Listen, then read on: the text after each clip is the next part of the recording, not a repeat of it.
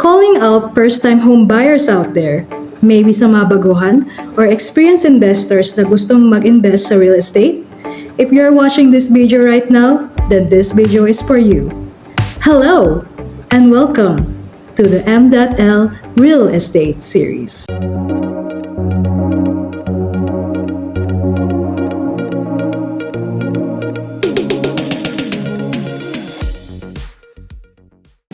For this episode, pag-uusapan natin ang iba't ibang klase ng affordable house and lot courtesy from APEC Homes real estate developer, one of the trusted home builders since 2018 and top 2 developer awarded from even themselves, corporate-wide sa buong Pilipinas, na nag-o-offer ng abot-kaya at dekalidad na materyales sa paggawa ng bahay at hinggit sa lahat ay ang kanilang concrete location plans kung saan napag-isipan maigi kung itatayo ang mga housing projects na ideal para sa mga lifestyle at potential business profit. Ito para sa mga kliyente na katulad nyo. So without further ado, let's get started. Mayroon tayong iba't ibang klase ng bahay sa APEC Homes.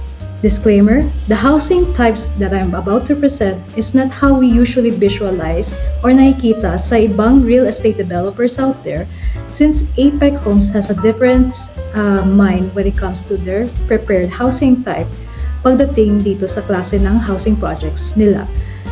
Number 1, duplex with garage provision na may iisang shared firewall. Here's a preview on how APEC Homes duplex housing project looks like. It's almost the same housing structure as a regular or socialized townhouse and or single attached. Here are the advantages when buying a duplex with garage provision. Number 1, we can maximize our lot space, especially for those who plan to do a house renovation and improvements, as long as we follow the drawbacks and it's within our property line. Number 2 would be, this is ideally for starting and growing families, especially for 1 to 4 members. If you have planned to get a new start or get new kids as well, so it depends on your choice. Number 3 would be, this is more affordable than a single attached. Number 4, easy to maintain. Number 5, since I mentioned the garage provision, it has an open space for that, ideally for a sedan or SB or any car types, as long as it matches or hindi sasagad dun sa provision na yun.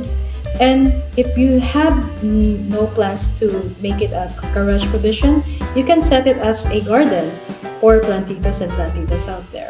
So kung may advantages sa pagbili ng duplex with garage provision, may disadvantage din ito.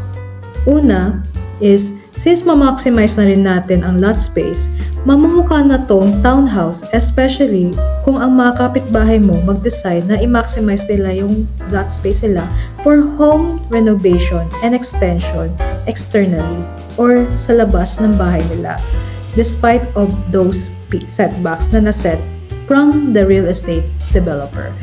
So this specific warning can mostly be affected sa mga nag-purchase or bumili ng inner and end units. And the second disadvantage would be the airflow and the sunlight may get affected as well. Especially na majority ng mga neighbors mo mag-decide na i-extend palalo ang bahay nila.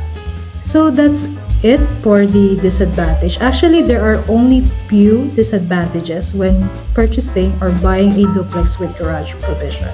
Number 2, housing type unit would be regular townhouses. This can be a 2 or 3-story townhouse na kung saan magkakatikit-tikit na meron silang attached or shared firewall.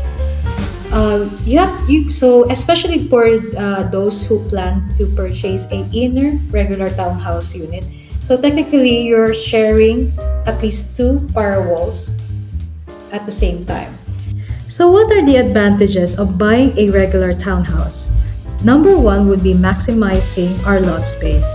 This is the same as duplex with garage provision, but bear in mind that the lot area is quite smaller than the floor area. Number 2, this is the most affordable among all housing type units.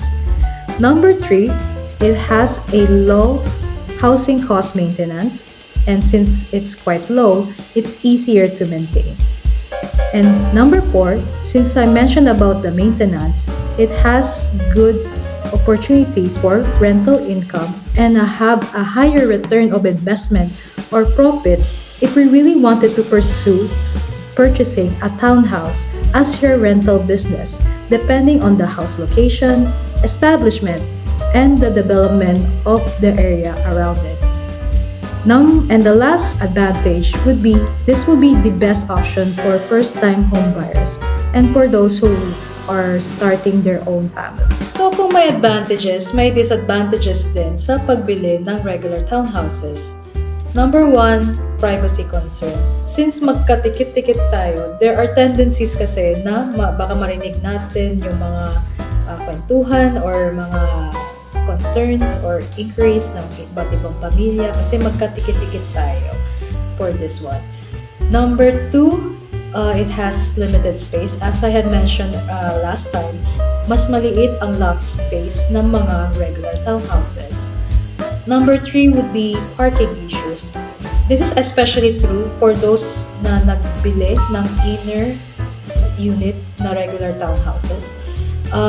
Compared to other real estate developers, APEC Homes does not have any garage provision sa mga regular townhouses. So I would advise, especially for those na merong kotse, bumili kayo ng at least corner unit na townhouse or housing unit na mas malaki yung lot space as well. And number 4 would be renovation concerns due to the shared firewall based sa restrictions na naset ng real estate developer. Number 3 housing type unit would be socialized townhouse. This is the same as a regular townhouse, but one of the advantages of purchasing a socialized townhouse is this is for people or someone na minimum wage earner. So, for those na parang tingin nila hindi maka-afford ng bahay, socialized townhouse is a good option for you. Though, one of the disadvantage for a socialized townhouse is since socialized townhouse is a smaller version ng regular townhouse, so expect a smaller floor and lot area space as well. And the fourth and last housing type unit would be the single attached. Do bear in mind that there are only few housing projects left available in APEC Homes due to its high demand. So, single attached is a 2-story na nakasagad sa property line and there's a firewall.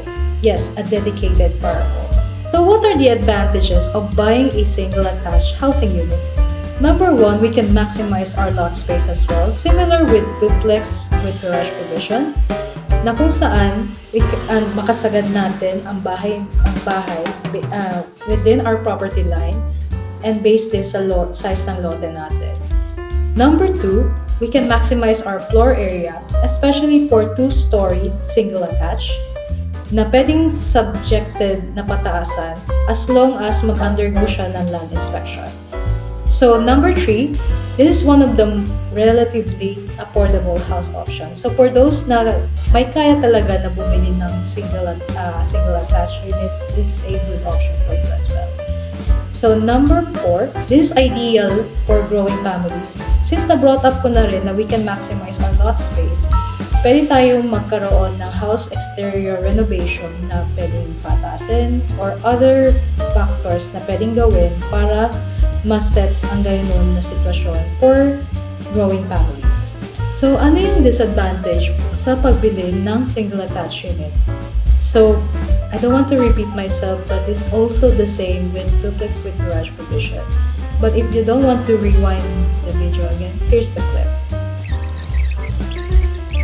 Una is, since ma-maximize na rin natin ang lot space, mamumukha na tong townhouse, especially kung ang mga kapitbahay mo mag-decide na i-maximize nila yung lot space nila for home renovation and extension externally or sa labas ng bahay nila. The second disadvantage would be the airflow and the sunlight may get affected as well. Especially na majority ng mga neighbors mo mag-decide na i-extend palalo ang bahay nila. So which of these housing types is suitable for you? Honestly, it depends on your call kung bakit gusto mo bumili ng bahay in the first place. Kung plano mo bang bumili ng bahay as your primary home, pwede mong ibenta ulit at a higher price, or pwede mong pagrentahan as your rental income na pwede ka rin tumira dito or mag-assign ng pwede magbantay.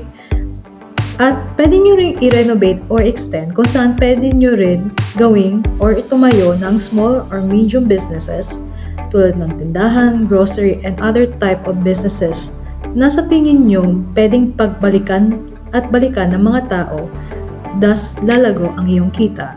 And APEC Homes is not that strict when it comes to house renovation and extension as long as number 1, hindi ka i-extend sa property line or sa offset ng bahay ng mga neighbors mo. Number 2 is land inspection, especially if you plan na gawin 3-story house yung bahay mo.